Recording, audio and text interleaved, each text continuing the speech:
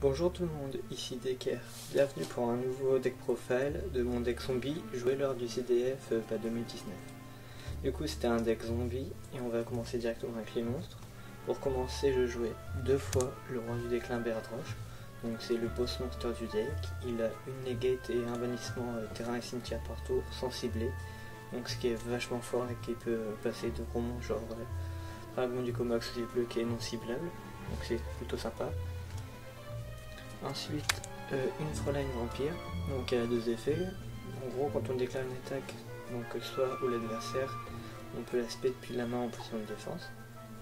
Et une fois par tour, on peut sacrifier des points de vie pour monter attaque et défense de nos monstres zombies attaqués. Et c'est à chaque fois qu'il y a une attaque, donc c'est pas limité par tour.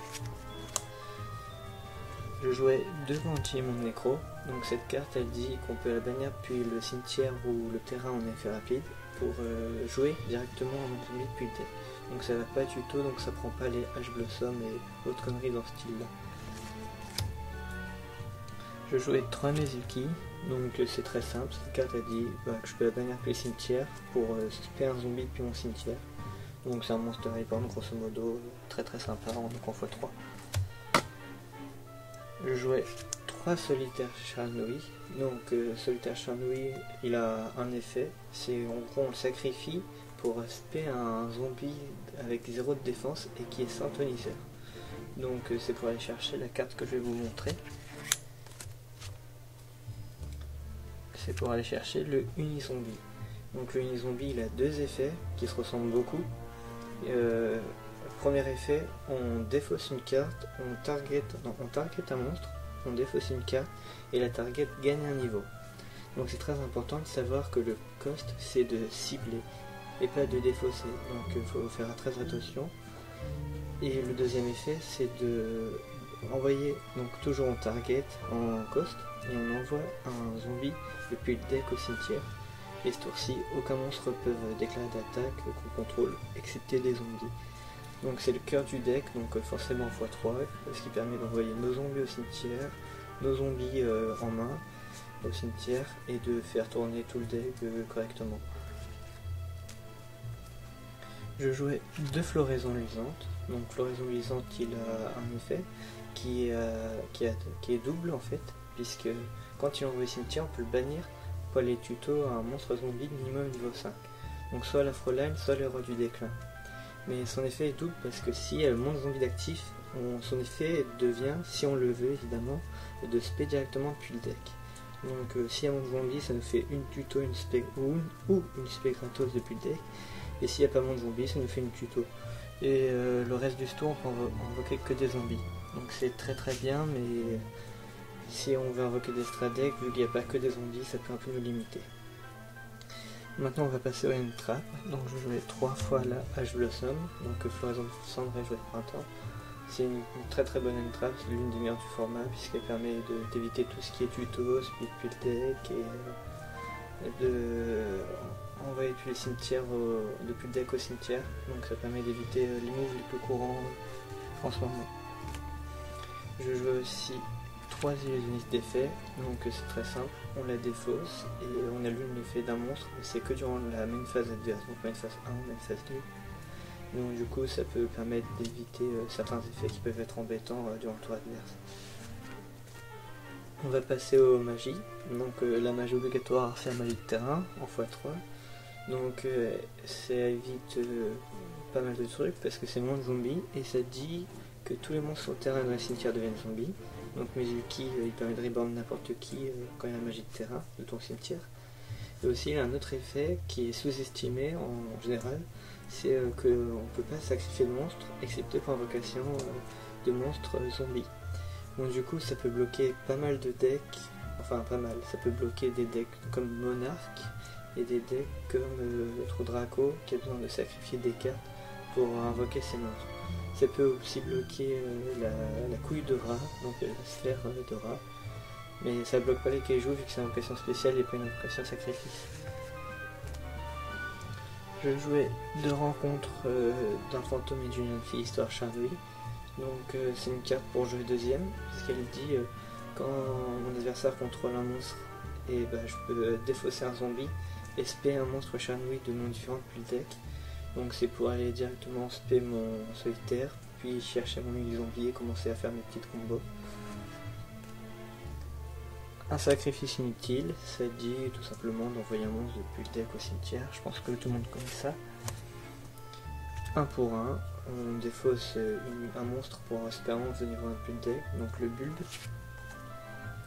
Je joue aussi 2 tourbillons jumeaux, donc on défausse une carte et on pète 2 magie piège. Donc toujours défausser, c'est très bien pour le deck si on a des zombies en main. 2 super polis, donc là on défausse une carte et on invoque par fusion des monstres en utilisant des monstres sur le terrain. Donc défausse, donc c'est très bien. Et on a pas mal de monstres fusion dans l'extra. Et pour finir avec magie, je jouais 3 appelés par aton, donc tout le monde connaît, grosso modo, on cible un monstre dans un cimetière adverse, on le bannit, les monstres du même nom, on les fait annuler pendant le reste du tour. Donc du coup ça permet d'annuler une trappe. En piège, 3 rivalités des seigneurs de guerre.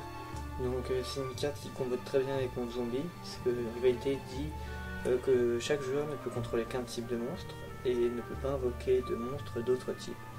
Donc vous allez la poser et activer mon zombie. Vous attendez que votre adversaire joue un monstre, puis après vous activez rivalité. Et là il ne pourra invoquer que des zombies. Et donc si vous affrontez pas un deck zombie, c'est très fort, ça peut faire la game totalement avec mon zombie. Et pour finir, je jouais aussi une seule chevalier fantôme de la brigantine ombragée. Donc en fait c'est une piège qu'on peut invoquer comme un monstre de niveau 4 en plus une défense.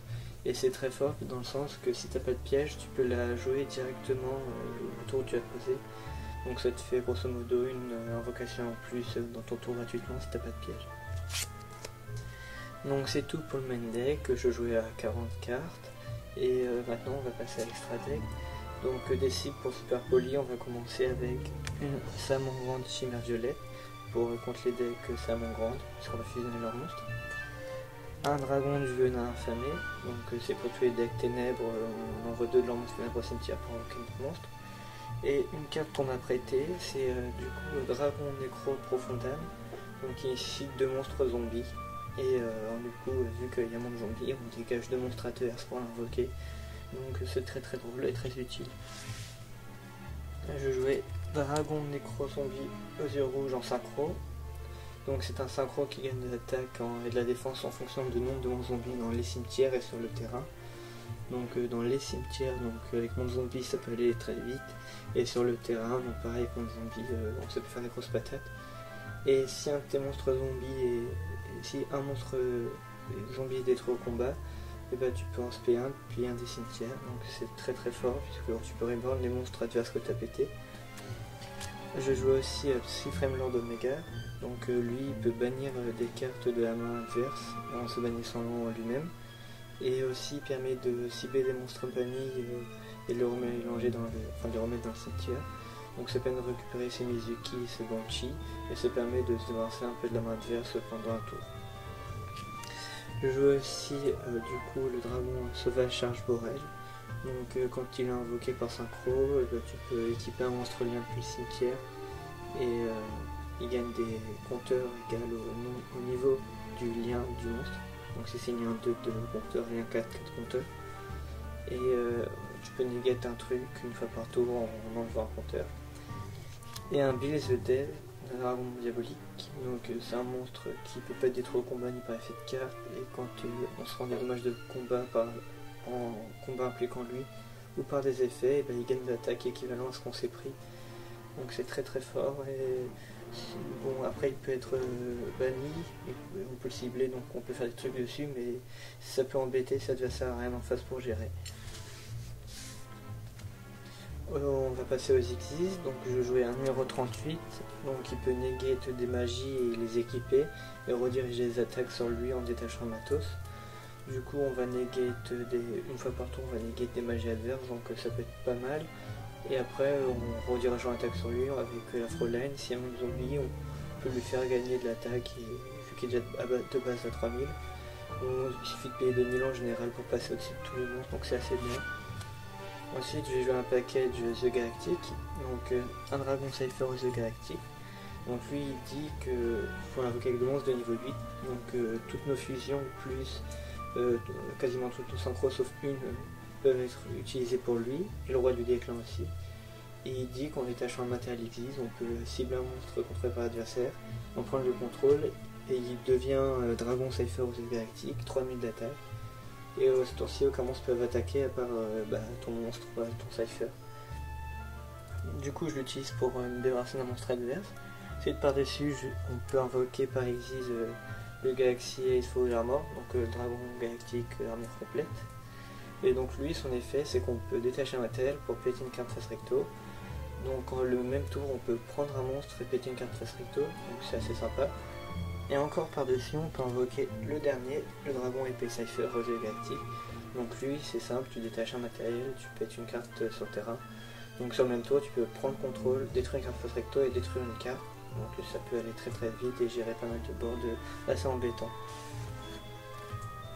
Je jouais en lien un lien Kuriboh, donc que je pouvais invoquer avec mon bulle luisant si je pouvais faire de gros boards durant mon tour. Donc le lien Kuriboh, un monstre niveau 1 pour invoquer, et je le sacrifie pour rendre une attaque qu'on le mène à 0. Une vampire aspirante, donc elle est très bien, elle fait partie du combo le plus fort de mon deck, qui est tout simplement de quand un monstre zombie est invoqué depuis cimetière, une fois par tour, je pioche une carte, donc ça te permet de faire du card d'avantage.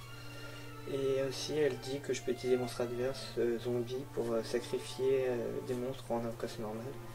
Donc si j'ai un roi du déclin dans la main, mon zombie et elle sur le terrain, je sacrifie deux monstres adverses pour invoquer mon roi du déclin.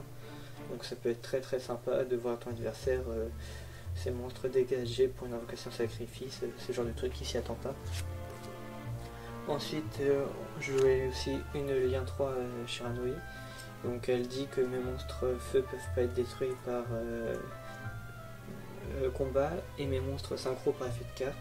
Donc c'est pour j'ai joué pour protéger mes monstres synchro si je voyais que l'adversaire avait des manies de détruire mes monstres tranquillement par des effets de carte ou au combat. Et pour finir, je jouais aussi un dragon charge Borel. Donc le dragon charge Borel, tout le monde connaît, il déclare une attaque sur un monstre, on prend contrôle du monstre jusqu'à la prochaine phase. Et aussi en effet rapide, non negate, on peut en diminuer de 500 l'attaque et la défense d'un monstre adverse, et c'est permanent. Voilà. Du coup, on va passer au side deck. En side deck, je jouais 3 ogres fantômes. Donc ogre fantôme, c'est très bien, on la défausse pour péter une carte face recto. Ensuite, je jouais aussi 3 Red Reboot, donc je les ai pas avec moi. Donc Red Reboot, c'est une contre-piège qu'on peut activer depuis la main, et elle dit que les monstres, enfin les cartes pièges, en fait on allume une carte piège, l'adversaire la repose, il peut poser une autre carte piège directement depuis son deck, et le reste du tour il peut pas activer d'autres cartes pièges. Je joue aussi, donc pareil, je les ai pas avec moi, c'est 3 lancers. Donc c'est un lancer artefact, on peut la sacrifier depuis la main pour le reste du tour empêcher chaque joueur de bannir des monstres, et c'est un effet rapide. Du coup, s'il y a des Heavenly Match ou des Orcus qui sont en face, tu peux la sacrifier depuis ta main pour annuler tout ça et être tranquille. J'en ai 2 avec moi, mais je l'ai joué x3, c'est le virus épidémique d'éradication. Donc tout simplement sacrifier un monstre zombie, donc enfin un monstre avec 2700 d'attaque ténèbres ou plus, donc le roi du déclin, et on dit magie ou piège, et puis durant 3 tours ton adversaire traverse ta main et il envoie au cimetière le type de carte déclarée, et à chaque fois qu'il pioche, si c'est la carte déclarée, il l'envoie aussi au cimetière. Donc c'est pas mal, contre 16, tu dis magie, t'es tranquille, voilà. Et du coup, c'est tout ce que je jouais en side, et je vais vous montrer maintenant une des combos les plus intéressantes du deck.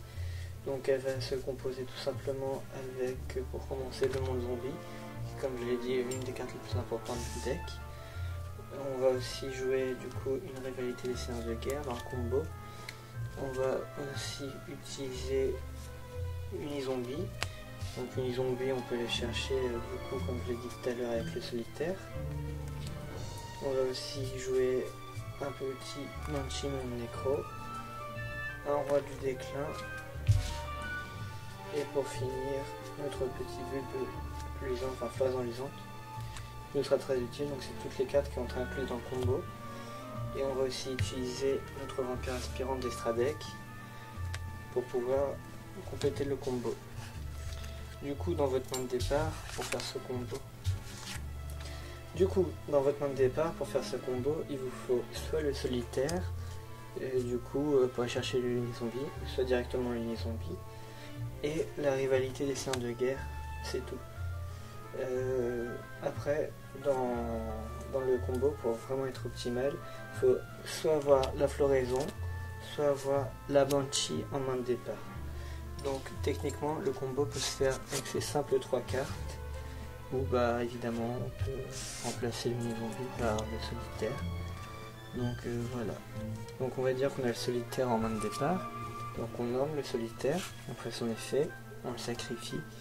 On peut invoquer depuis son deck l'unizombie. On va partir du principe qu'on a la banshee dans sa main. Donc on va faire effet de unizombie, on envoie la banshee. Donc toujours envoyer la banshee en premier, puisque en fait on va répondre à l'effet de la floraison avec la banshee. Ensuite on envoie depuis le deck au cimetière notre floraison. Lorsque le floraison touche le cimetière, on déclare son effet, donc on banne pour tuto le roi du déclin. Et on va chaîne avec du coup la banshee, donc on va la bannir pour jouer monde zombie. Donc on va jouer notre monde zombie. Et vu qu'il y a monde zombie, et ben on va dire maintenant la floraison elle va se mettre depuis le deck notre roi du déclin. Comme ça on a monde zombie plus roi du déclin. Donc on peut negate une fois par tour des effets de monstre zombie et bannir une carte terrain cimetière en réponse à l'activation d'un monstre zombie. Du coup on va faire notre lien 2. On va invoquer la vampire aspirante. On va poser notre rivalité seigneur de guerre. On va dire fin de tour. Et durant le tour adverse, à stand-by phase, vu qu'une carte magie de terrain est face recto, on peut reborn en position de défense notre roi du déclin. Et effet de la vampire, on pioche une carte. Du coup ça nous permet de faire du 4 avantage et on peut gérer le terrain adverse. Comme ça, dès qu'il invoque un monstre, rivalité, il peut invoquer que des zombies. Vu que le roi du déclin, s'il déclare un effet du monstre, et on va le negate. Comme ça, c'est comme s'il avait invoqué juste un monstre normal et il termine son tour. Et après, on peut essayer de refaire son board tranquillement d'un autre côté.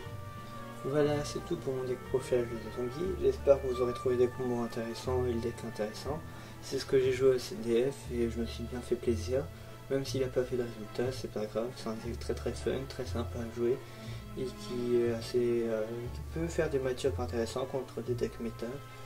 J'ai déjà eu des surprises et j'en aurai d'autres, je pense, avec ce deck. Et c'est tout pour finir. Donc je vous souhaite une bonne journée, une bonne soirée. Au revoir tout le monde, c'était Decker. Bye bye.